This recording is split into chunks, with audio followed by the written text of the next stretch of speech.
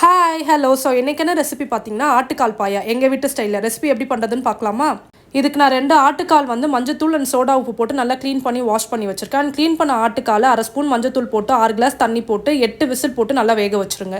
இப்போ மசாலா ப்ரிப்பேர் பண்ண ஒரு கடாயில் 1 ஸ்பூன் எண்ணெய், 1 ஸ்பூன் சோம்பு, 1 ஸ்பூன் மிளகு, 3 வெங்காயம் போட்டு நல்லா வதக்கிக்கோங்க. 4 பச்சை மிளகாய், 2 பெரிய தக்காளி, தேவையான அளவு உப்பு போட்டு நல்லா வதக்கி ஆற வச்சு அரைச்சி வச்சுக்கோங்க. இப்போ தாளிப்புக்கு 1 ஸ்பூன் எண்ணெய், பிரிஞ்சி இலை 2, 4 கிராம்பு, பட்டை 2, கல்பாசி 1, சோம்பு 1 ஸ்பூன், 1/2 ஸ்பூன் இஞ்சி பூண்டு பேஸ்ட், 1 கொத்து கருவேப்பிலை, கொஞ்சம் கொத்தமல்லி போட்டு நல்லா வதக்கி வச்சுக்கோங்க. இப்போ 2 கப் துருவன தேங்காய் போட்டு தண்ணி போட்டு நல்லா தேங்காய் பால் எடுத்து வச்சுக்கோங்க. 1 கப் வந்து தேங்காய் பேஸ்ட் எடுத்துக்கோங்க. இப்போ வேக வச்சிருக்க ஆட்டுக்கால ஆல்ரெடி வச்சிருக்க தாளிப்பு, 4 ஸ்பூன் குழம்பு மிளகாத்தூள் அண்ட் நம்ம அரைச்சி வச்சிருக்க மசாலா பேஸ்ட், தேங்காய் பால் அண்ட் தேங்காய் பேஸ்ட் போட்டு நல்லா கொதிக்க விடுங்க. அண்ட் கடைசியாக 1 ஸ்பூன் மிளகுத்தூள் போட்டு இறக்கிடுங்க. பார்க்கறதுக்கு பயங்கர வேலையாக இருக்க மாதிரி தெரியல, பட் டேஸ்ட் வந்து செம்ம ஒர்த்தாக இருக்கும். எங்கள் வீட்டில் ஆட்டுக்கால் செஞ்சாங்கன்னா breakfast, lunch and dinner idli and ஆட்டுக்கால் பாயா தான். கண்டிப்பாக ட்ரை பண்ணி பாருங்கள். தேங்க்ஸ் ஃபார் வாட்சிங். பாய்.